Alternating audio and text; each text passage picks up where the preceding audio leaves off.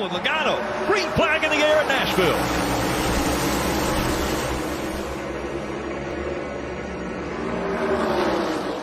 What's going on, guys? Welcome back to another episode of KozMatt's Race Recap.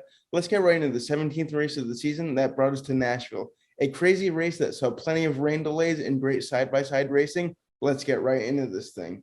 The front row to start today's race was Denny Hamlin and Joey Logano, with Denny Hamlin getting a great jump on the start of the race as we saw some great two-wide racing behind him, with everybody trying to battle hard to make it to the front of this race. With Daniel Suarez in the 99 car eventually battling his way to second. However, it really didn't matter as Denny Hamlin did not look like he could be touched early in this race, looking very dominant, as he led every single lap until we had our first caution of the day due to incident on lap 42 because the 77 car of Josh Bilicki's engine shut off, bringing out the caution, and then wouldn't you know it, we had a lightning strike causing the race to go under red flag for about a half hour. As you will see, that was not our first weather-related incident in today's race.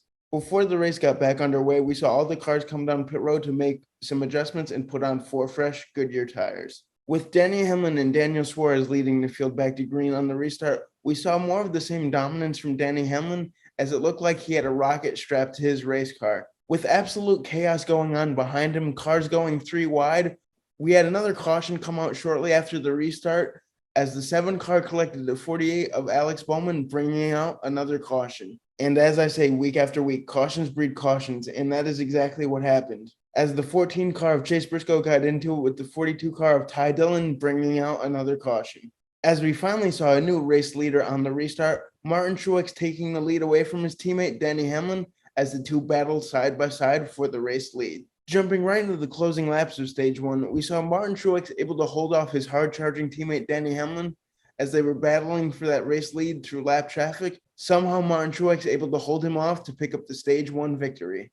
With a wild stage 1 behind us, stage 2 kicked off with Martin Truex and Joey Logano leading the field to green. Truex getting a great jump on the restart with everybody fanning out behind him, battling for the valuable track position. With Ryan Blaney, your new second place car, as he was trying to run down Martin Truex for that race lead. But wouldn't you know it, right when the racing was going good, we had to have another caution come out for another lightning strike, this time rain accompanying it, bringing out a red flag for about 2 hours. Absolutely ridiculous. With all the lead lap drivers coming down pit road before the green flag waved once again to restart this thing, we saw a great battle for the lead on the restart between Denny Hamlin, Martin Truex, and Ryan Blaney. Denny Hamlin eventually retaking that race lead, with Martin Truex still hot on his heels. Martin Truex even eventually making the pads for the lead in stage 2 with 15 laps left to go on the stage, as it was just a great battle between teammates, as I just did not know who was going to pick up the stage 2 victory. Martin Truex able to hold off his teammate Denny Hamlin somehow to get the stage 2 victory. I was just glad to see that chaotic stage 2 finally over with all those rain delays and red flags.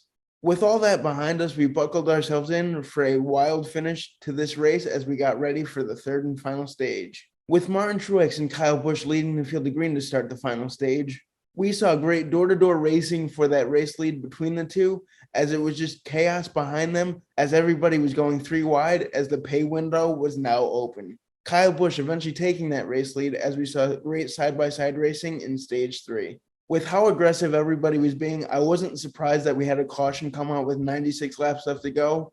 The 12 car getting a little bit too high, spinning out, bringing out the caution. As we got back to green flag racing pretty quickly, we saw Kyle Busch take off once again on the restart, pretty much dominating stage 3. That is until the hard-charging Chase Elliott made a run for that race lead. Chase eventually making the pass for the lead with 55 laps left to go in the race, right before we had the start of final green flag pit stops, starting with 54 laps left to go. As right in the middle of final green flag pit stops with 45 laps left to go, we had a caution come out. The 17 car of Chris Busch's wheel coming off, bringing out the caution.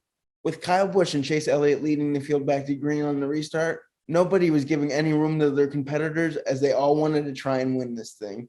Chase Elliott eventually outdueling Kyle Busch on the restart, taking the lead once again with 38 laps left to go in the race. Jumping right into the closing 10 laps of the race, we saw Chase Elliott still out front, leading Kyle Busch by about a second and a half. But wouldn't you know it, Josh Bilicki in that 77 car had to have more engine issues as he brought out another caution with 10 laps left to go. With some cars coming down pit road, others deciding to stay out. The ending of this thing was certainly going to be interesting, and that it was. With Chase Elliott and Kurt Busch leading the field back to green for the final restart, we saw Chase get a great restart, driving away from Kurt Busch, being able to pick up his second race win of the season. Congratulations to Chase Elliott on picking up a win for Team Hendrick. This race certainly had it all.